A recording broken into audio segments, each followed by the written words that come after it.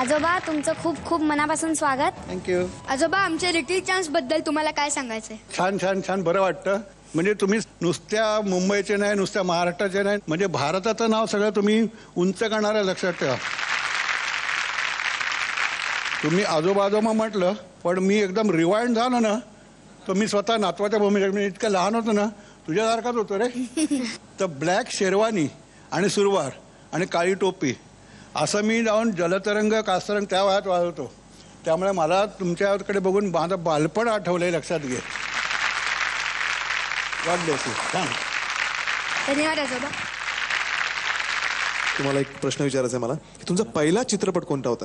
आम्हाला जो पहिला पिक्चर ज्याच्यावर म्हणजे अनिल अरुणे नाव आलं, तर ते त्याच्यात फक्त पार्श्वसंगीत बॅकग्राऊंड म्युझिक. अर्थात एक होतं की त्या पिक्चरमध्ये गाणी नव्हती. म्हणजे असं नाही की कोणातरी गाणी आहेत आणि आम्हाला फक्त हे टेक्निकल आहे ना, याचं म्युझिक बॅकग्राऊंड करतात असं नव्हतं. जयंत धर्माधिकारी ते डायरेक्टर होते, बोलू खोसला ज्यांचं प्रोडक्शन होतं आणि नाव होतं त्याचं कलावंत विकणे आहे. ते आमचं खऱ्या अर्थाने ब्लॅक अँड व्हाईट असलेलं पहिलं पिक्चर अनिल अरुणचं. पिक्चरला सुरुवात झाली तिथून आणि गाण्याच्या ह्याला सुरुवात झाली नन अदर दॅन म्हणजे लताबाई पहिलं गाणं गायलं, शोधू मी कुठे कसे तुला. हे पहिलं गाणं आमच्या कारकिर्दीतलं. आणि ते पहिलं पिक्चर होतं सचिनच्या वडिलांचं होतं, शरद पिळगावकरांचं, नाव मोठं लक्षण खोटं. मग मी मुग्धाला विनंती करेन की तिने अरे वा वा क्या बात. गाणं थोडंसं झलक आम्हाला पूर्ण गाऊन. वा वा वा क्या बात.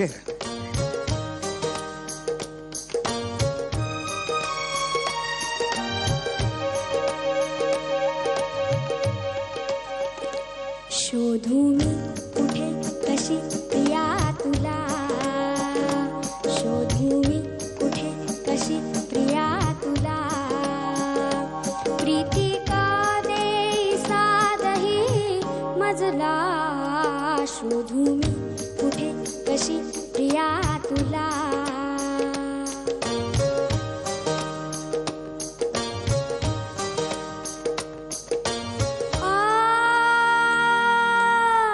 दिसे कुणी मज पुन्हा लपते ग, घुमते का शिळ इथे, पदरी मी भास कुळे जपते ग, हलते का पान इथे, वारा हा काही सांगतो मजला,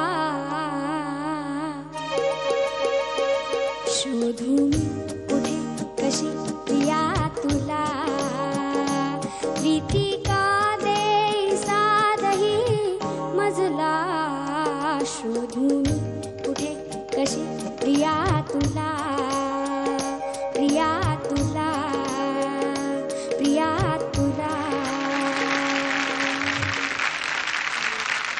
पिळगावकरांकडे गाण्याचं सिटिंग केलं होतं तेव्हा शांताबाईंनी शब्द नंतर लिहिले, डा डा डा डडा डडा डडा, हे अरुणनी केलं. मग सचिनचे वडील म्हणे अनिल आता जरा अंतर करा तुम्ही.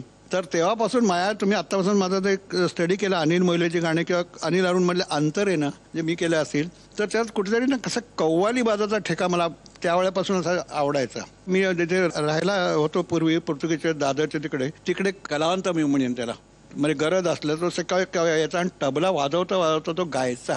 आणि which is very difficult tabla वाजून गाणं.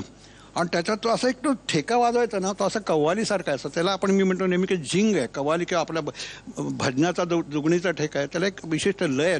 ते कुठेतरी असं ते संस्कार झालेले असे अभिव्यक्ती होते आपल्याला संधी मिळाली की. त्यामुळे आता ड ड ड ड ड ड ड ड ड ड अजूनही मी माझ्या गाण्यात असा अंतर वगैरे आला की सगळ्यांना सांगतो रेडिओवर मुझे वो घिस्सा चाहे कव्वाली झिक झिक झिकटा. दिसे कुणी मज पुन्हा लपते ग,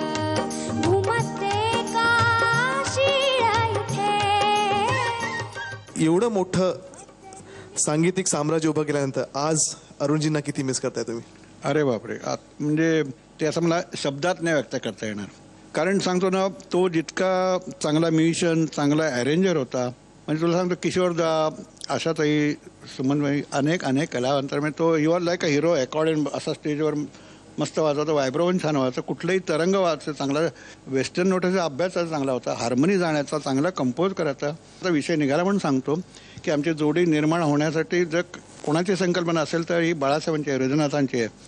आणि अरुणचा मोठेपणा म्हणजे फार महत्त्वाची गोष्ट आहे. आणि मी सांगणं हे फार महत्त्वाचं आहे, कारण जेव्हा त्यांनी सांगितलं मला, मी डोलकर वगैरे त्या समारात बाळासाहेब मला म्हणून गेलो होते आणि मी अरुणला सांगितलं की असं सकाळ मी गेलो होतो सिटिंगला आणि बाळासाहेबांचे असे आयडिया आहे, काय तुझं म्हणणं आहे. बिलीव्ह मी, त्यांनी काहीही वेळ नव्हता पण सांगितलं लगेच आपण हे करूया. आणि त्यावेळेला 3 गाणी त्याची उषाताईंची ऑलरेडी रेकॉर्ड झाली होती. त्याच्या जागी दुसरा कोणीही म्युझिक डायरेक्टर असताना तरी टिपिकल फिल्म याच्यात म्हणाला चांगलं आहे, आपण पुढल्या रेकॉर्डपासून बघू वगैरे वगैरे.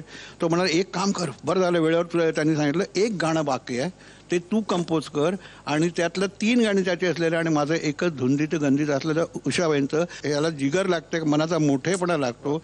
सगळ्यात गाजलेलंच आमचं जे गाणं आहे रुपेरी वाळूत माडांच्या मनात, ह्याच्यात अनिल मोहिलेचा अनिल या नावा पलीकडे काही संबंध नाही. बिलीव्ह मी, हे गाणं सगळं फक्त अरुण पौडवालचं एकट्याचं आहे.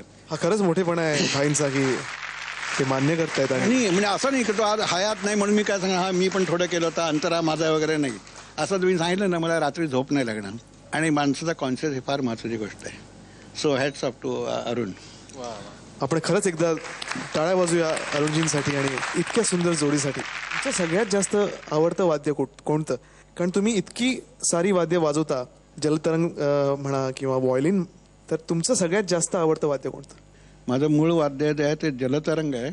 आणि मग त्या अनुषंगाने माझ्या वडिलांनी मला काचेचे म्हणजे काचेचे तुकडे अक्षरशः असलेले काच तरंग नाव आहे, which is very very very rear. म्हणजे तुम्ही जरा जोराने मारलं तर काचेची पट्टी फुटेल आणि मग ते काही वाजू शकणार नाही. काष्ट तरंग झालं, तबला तरंग, म्हणजे सगळ्या प्रकारचे तरंग.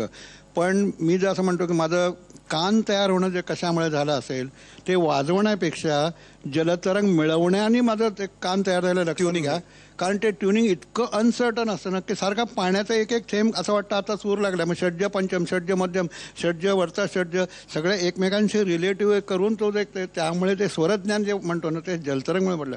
पण शेवटी मला असं वाटलं की एक वयाच्या 11-12 वर्ष असं वाटलं की ही सगळं घन वाद्य आहे, त्याच्यातून गमक निघत नाही. असं मी म्हणतो ना की गायला पाहिजे असं गाणं कुठे. मला असं वाटलं ते वाद्य म्हणजे व्हायोलिन. आणि मग मी ते रिसर्च शिकलो 3-4 गुरु करून.